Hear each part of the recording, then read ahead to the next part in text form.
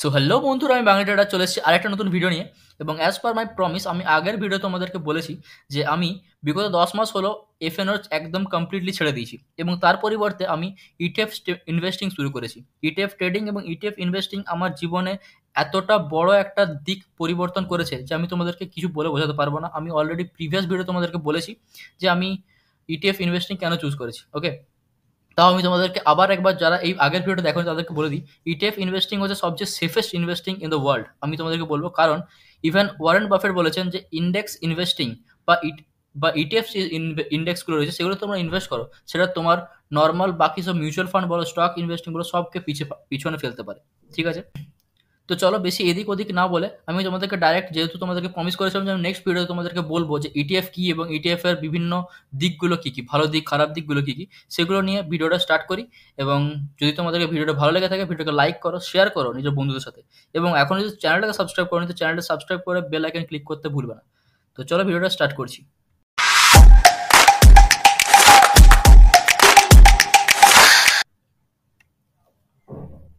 So ETF অর্থাৎ exchange traded fund বা ETF কি জিনিস সেটা আগে তোমাদেরকে বলে দিই। যদি তোমরা জিনিসটা নিয়ে, টপিকটা নিয়ে ভালোভাবে তোমাদের আইডিয়া থাকে তাহলে তোমরা কনফিডেন্স পাবে ওই মার্কেটে ইনভেস্ট করার, তাই না? যেমন ধরে নাও, এক্সাম দেওয়ার সময় যদি হঠাৎ একদিন এসে টিচার বলে যে সারপ্রাইজ টেস্ট নেবো, সেদিন দেখবে তোমার জানা জিনিসও, জানা কোয়েশ্চেনের অ্যান্সারও তোমরা ভুল দিয়ে ফেলো, তাই না?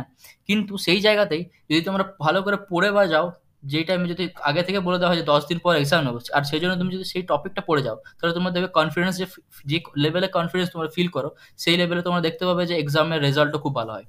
তো ঠিক আছে, এগুলো হলো একটা এক্সাম্পল। যাই হোক, তো এবার আমি তোমাদেরকে বলছি ইটিএফ কি জিনিস। ওকে, so passively managed fund that trade on market at different price point like a stock by copying the benchmark index, also known as bees. ওকে, তো বেঞ্চমার্ক ইন্ডেক্স কি তোমাদেরকে আগে বলে দিই। তো এনএসি কি করেছে না, কিছু কিছু স্টককে কম্বাইন করে এক একটা ইন্ডেক্স বানিয়েছে। যেমন কি নিফটি 50 হলো একটা ইন্ডেক্স। ওকে, সেন্সেক্স হলো একটা ইন্ডেক্স। টপ 100 কোম্পানি নিয়ে নিফটি 100, টপ 250 কোম্পানি নিয়ে স্মল ক্যাপ 250। ওকে, এগুলো হচ্ছে এক একটা বেঞ্চমার্ক ইন্ডেক্স। তাছাড়াও কিছু কিছু বেঞ্চমার্ক ইন্ডেক্স রয়েছে যেগুলো এক একটা সেক্টরকে বেস করে বানানো। যেমন কি অটোর জন্য অটো সেক্টরের জন্য একটা auto index. Okay, IT sector মানে ইনফরমেশন টেকনোলজি, মানে যে সফটওয়্যার কোম্পানিগুলো রয়েছে সেসব কোম্পানিগুলোকে নিয়ে এক একটা ইন্ডেক্স রয়েছে, সেটা হচ্ছে IT index. Okay, next PSU bank বা ব্যাংক ইন্ডেক্স, যে তোমরা নিফটি ব্যাংক দেখতে পাই, যেগুলো ইন্ডেক্স রয়েছে সেগুলো হচ্ছে একটা ব্যাংক ইন্ডেক্স। ওকে, নেক্সট হচ্ছে ইনফ্রা ইন্ডেক্স, মানে ইনফ্রাস্ট্রাকচার রিলেটেড যেসব স্টকসগুলো রয়েছে সেগুলো হচ্ছে ইনফ্রাস্ট ইন্ডেক্স। ওকে, এরকম করে আরো অনেকগুলো benchmark index already NAC build করে রেখেছে। ওকে, সো এইসব ইন্ডেক্সগুলোকে কপি করে যখন কোনো একটা মিউচুয়াল ফান্ড এজেন্সি একটা প্যাসিভলি ম্যানেজ ফান্ড বানায়, প্যাসিভলি ম্যানেজ মানে কথাটার অর্থ কি, মানে এইসব মিউচুয়াল ফান্ড এজেন্সিগুলো এইসব ফান্ডগুলোকে আলাদা করে নিজের, সরি, এইসব স্টকগুলোকে আলাদা করে নিজের ফান্ডে অ্যাড করে না। মানে কি, মানে এনএসি অলরেডি সিলেক্ট করে দিয়েছে যে এই 50টা কোম্পানি নিয়ে নিফটি 50, এই 50টা কোম্পানি নিয়ে একটা বেঞ্চমার্ক ইন্ডেক্স, এই 80টা কোম্পানি নিয়ে একটা বেঞ্চমার্ক ইন্ডেক্স, এই 250 কোম্পানি নিয়ে একটা বেঞ্চমার্ক ইন্ডেক্স। তো এই ইন্ডেক্সগুলোকে অলরেডি এনএসি সিলেক্ট করে দিয়েছে। তাই এইসব ইন্ডেক্সগুলোকে সিলেক্ট করার জন্য আলাদা করে মিউচুয়াল ফান্ড এজেন্সিকে খাটতে হয় না। তাই আর ওরা কি করে, শুধুমাত্র ওই সব ইন্ডেক্সগুলো কপি করে এক একটা করে মিউচুয়াল ফান্ড বানায়, এবং এইসব মিউচুয়াল ফান্ডগুলোকে কি বলে না, এক্সচেঞ্জ ট্রেড ফান্ড। এবারে এক্সচেঞ্জ ট্রেডেড কেন কি, কারণ আমরা জানি দু ধরনের এক্সচেঞ্জ আমাদের ইন্ডিয়াতে আছে, একটা হলো বিএসসি আর একটা হলো এনএসি, মানে ন্যাশনাল স্টক এক্সচেঞ্জ আর বম্বে স্টক এক্সচেঞ্জ। তো এই দুটো এক্সচেঞ্জে যেসব এই নর্মালি এই যে বেঞ্চমার্ক ইন্ডেক্সগুলোকে ফলো করে যেসব মিউচুয়াল ফান্ড এজেন্সিগুলো মিউচুয়াল ফান্ডগুলো বানালো, সরি আমি ওগুলোকে মিউচুয়াল ফান্ড বলবো না, আমি নর্মাল ফান্ড বলবো, যেসব ফান্ডগুলো বানালো, এই ফান্ডগুলো এইসব এক্সচেঞ্জে মানে এনএসি আর বিএসসিতে ট্রেড হয়। আর এগুলো ডিফারেন্ট প্রাইস পয়েন্টে আমরা মার্কেটে ট্রেড করতে পারি। যেমন স্টকে বললাম যে একটা স্টক ওপর নিচে চলতে থাকে এবং বিভিন্ন প্রাইস পয়েন্টে তোমরা ওইটাকে কিনতে পারো, সেরকম ভাবে ইটিএফ গুলোকে বিভিন্ন প্রাইস পয়েন্টে তোমরা কিনতে পারো। ওকে, সো এটা হলো এক্সচেঞ্জ ট্রেডেড ফান্ড। ওকে, এগুলোকে বিজ বলা হয়। বিজ কথাটার ফুল ফর্মটা কি, benchmark exchange traded scheme. Okay, B মানে বেঞ্চমার্ক, ই মানে হচ্ছে এক্সচেঞ্জ ট্রেডেড, আর এস মানে হচ্ছে স্কিম। ওকে, তো এটা হলো ইটিএফ কি, এবং ইটিএফ এর যে প্রত্যেকটা ওয়ার্ড তার মানে আমি তোমাদেরকে বোঝালাম। ওকে, তো মনে থাকবে, যদি আর অসুবিধা হচ্ছে তাহলে আরেকবার ভিডিওটা রিপিট করে দেখানো, তোমরা বুঝতে পেরে যাবে। ওকে, সো নেক্সট আমরা জানবো যে ইটিএফ কেন আমি নিলাম। ইটিএফ ছাড়া তো স্টক মিউচুয়াল ফান্ড তো রয়েছে, এগুলোকে আমি কেন নিচ্ছি না, কেন এই স্টক আর মিউচুয়াল ফান্ডের মধ্যে খারাপ দিকগুলো কি কি রয়েছে এবং ভালো দিকগুলো কি কি রয়েছে, যার জন্য আমি স্টক এবং মার্কেটগুলো মিউচুয়াল ফান্ডকে আমি ইনক্লুড করছি না, আমি মিউচুয়াল ফান্ড এবং স্টককে ছেড়ে দিয়ে আমি ইটিএফ এর দিকে কেন গেলাম। ওকে, সো স্টক এবং মিউচুয়াল ফান্ড দুটোরই কিছু ভালো দিক কিছু খারাপ দিক রয়েছে, তাই কিন্তু ইটিএফ যেটা হচ্ছে, ইটিএফ কি করেছে, ইটিএফ করেছে নাকি মিউচুয়াল ফান্ডের ভালো দিকগুলো নিয়েছে এবং স্টকের ভালো দিকগুলো নিয়েছে এবং এই দুটোরই ভালো দিকগুলো নিয়ে পরে একটা নতুন এন্টিটি ক্রিয়েট করেছে যেটা হলো ইটিএফ। ওকে, সো এখানে তোমরা দেখতে পাচ্ছি যে স্টকের ভালো পয়েন্ট কি ছিল, ট্রেড অর মার্কেট, স্টক মার্কেটে ট্রেড হয়, সেরকম ভাবে ইটিএফও মার্কেট ট্রেড হয়, মানে কি 9টা 15 থেকে 3টা 30 পর্যন্ত যে কোনো তুমি ইটিএফ যদি চাও, সেই ইটিএফ এর যে কোনো প্রাইস পয়েন্টে তুমি যে প্রাইস পয়েন্টের রেঞ্জে মুভ করছে সেই প্রাইস পয়েন্টে তুমি এটা কিনতে পারো। ওকে, কিন্তু সেটা তুমি মিউচুয়াল ফান্ডে পারছিলে না। ওকে, নেক্সট ইটিএফ এর রিস্ক প্রচন্ড হাই ছিল কিন্তু মিউচুয়াল ফান্ডের রিস্ক ছিল প্রচন্ড লো, সেখানে ইটিএফ এরও রিস্ক হয়ে গেল প্রচন্ড লো। কেন কি, কারণ মিউচুয়াল ফান্ড অলরেডি যেমন এক একটা বাস্কেট, সেরকম ইটিএফও এক একটা বাস্কেট। যেমন আমি তোমাদেরকে বললাম যে এক একটা ইটিএফ এক একটা বেঞ্চমার্ক ইন্ডেক্সকে কপি করে।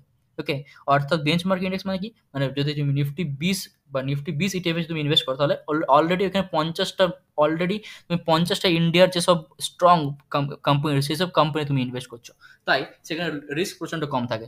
এছাড়াও নিফটি 150, নিফটি 100, নিফটি 250, নিফটি 500, এইসব কোম্পানিগুলোতে তুমি, তো এইসব যে ইন্ডেক্সগুলো রয়েছে এইসব ইন্ডেক্সগুলো তুমি ইনভেস্ট করছো। আর এইসব ইন্ডেক্সগুলো কোথায় ইনভেস্ট করছো, এইসব ইন্ডেক্সগুলো যেগুলো আছে সেগুলো এক একটা বড় বড় স্টকস, মানে 500টা স্টকস, 150 স্টকস, 250 স্টকস, যেগুলো সবচেয়ে ফান্ডামেন্টালি স্টেবল স্টক, সেই সব স্টকগুলোকে নিয়ে এক একটা ইন্ডেক্স।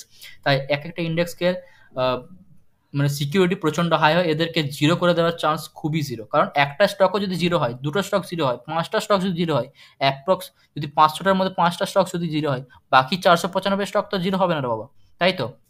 তো এক্ষেত্রে রিস্ক প্রচণ্ড কম থাকে। নেক্সট, লো এক্সপেন্স রেশিও।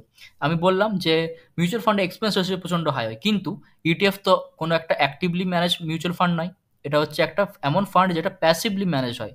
কাদের দ্বারা, মিউচুয়াল ফান্ড এজেন্সিরাই কিন্তু প্যাসিভলি ম্যানেজ করছে। কারণ কি, কারণ অলরেডি এনএসি তো বানিয়ে দিয়েছে এক একটা ইন্ডেক্স, ওদেরকে শুধু ওই ইন্ডেক্সগুলো কপি করতে হয়, তাই না? ঠিক আছে, নেক্সট, এদের low price unit. Low price unit কি, মানে এক একটা ইটিএফ এ যে ইউনিট রয়েছে তার প্রাইস প্রচন্ড কম হয়। তোমরা যেমন দেখলাম এখানে স্টকের ক্ষেত্রে এক একটা শেয়ারের প্রাইস প্রচন্ড হাই হয়, এক একটা শেয়ারের ক্ষেত্রে ইটিএফ এর পার ইউনিট প্রাইস প্রচন্ড কম হয়, তাই যে কোনো লোক এসে এক একটা ইটিএফ কিনতে পারে।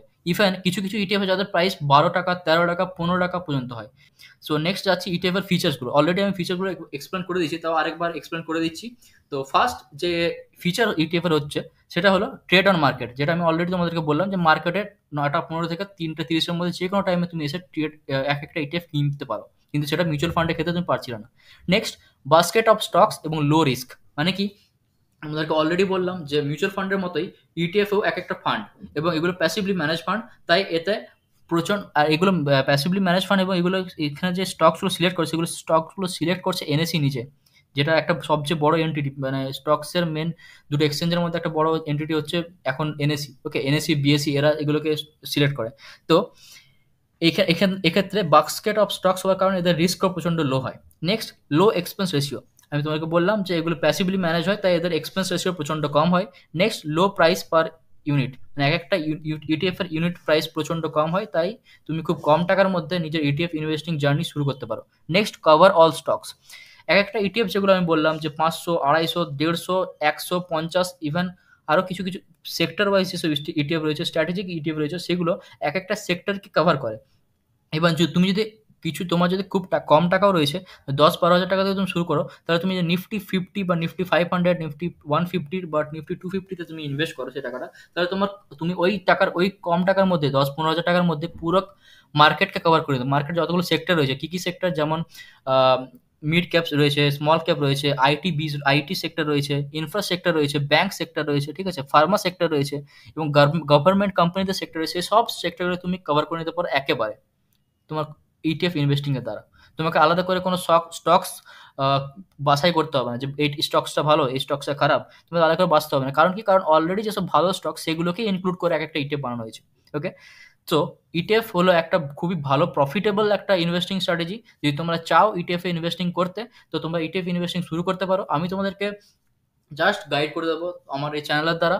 ওকে, আমি সেবি রেজিস্টার্ড কোনো ইনভেস্টার, সরি আমি সেবি রেজিস্টার্ড কোনো একজন পার্সন নই। তাই তোমরা যে কোনো ইনভেস্টিং হোক, সেটা স্টক হোক, মিউচুয়াল ফান্ড হোক, বা তোমার ইটিএফ হোক, বা এফএনও তো ছেড়েই দাও, আমি বলছি না এফএন এর কথা।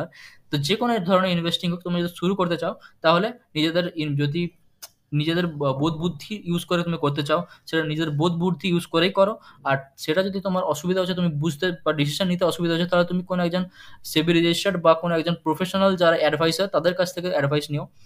কিন্তু কেউ যদি চায় ইটিএফ ইনভেস্টিং নিয়ে শিখতে, ইটিএফ ইনভেস্টিং করতে, ওকে, আর আমি কিভাবে ইটিএফ ইনভেস্টিং করি, আমি কিভাবে ইটিএফ সিলেক্ট করি, ইটিএফ এ বাই সেল করি, কিভাবে প্রফিট কামাই, কিভাবে আমি ইটিএফ জার্নিটা শুরু করেছি, আমি কিভাবে ইটিএফ জার্নি আমি এখন কন্টিনিউ করছি, সেটা তুমি জানতে চাও, তাহলে চ্যানেলটা সাবস্ক্রাইব করো। তুমি ইটিএফ এ এখন ইনভেস্ট করার দরকারও পড়বে না। আমি কথা দিচ্ছি, আমি আমি তোমাদেরকে এমনভাবে শেখাবো, এমনভাবে তোমাদেরকে বলবো, এমনভাবে তোমাদেরকে ইটিএফ নিয়ে তোমাদেরকে জানাবো, এমনভাবে ইটিএফ নলেজ তোমাদেরকে দেবো, তোমরা কিছুদিন পর নিজেই ইটিএফ এ ইনভেস্টিং শুরু করে দেবে। এবং বিশ্বাস করো, আমি বিগত 10 মাস ধরে ইটিএফ এ ইনভেস্ট করছি, আমি এখনো পর্যন্ত কোনো ইটিএফ এর খারাপ দিক দেখতে পাইনি। আমি তোমার 5টা ইটিএফ ভালো দিক বললাম, কিন্তু একটাও খারাপ দিক বলতে পারছি না, কারণ ইটিএফ এর খারাপ দিক কোনো আমি এখনো পাইনি।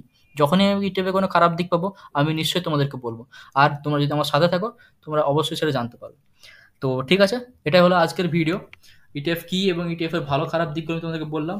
তো যদি তোমাদেরকে ভিডিও ভালো লেগেছে, তাহলে ভিডিওটাকে লাইক করো, বন্ধুদের সাথে শেয়ার করো। ইটিএফ ইনভেস্টিং যদি শিখতে চাও, তাহলে চ্যানেলটাকে সাবস্ক্রাইব করে বেল আইকনটা ক্লিক করতে ভুলবে না।